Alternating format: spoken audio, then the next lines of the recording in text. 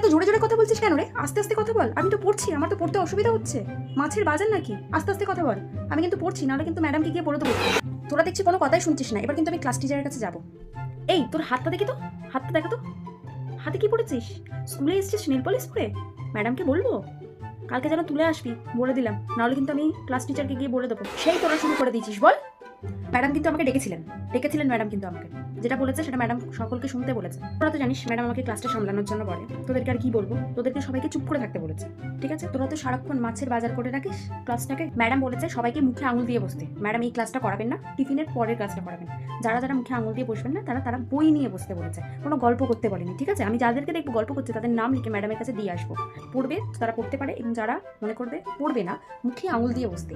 কোনো রকম চেঁচামেচি যেন না হয়, ম্যাডাম এটা বলে দিয়ে। আর হ্যাঁ, টিফিনের পরের যে ক্লাসটা ম্যাডাম করাবে সেটাতে ম্যাডাম পড়া ধরবে। এবার তোদের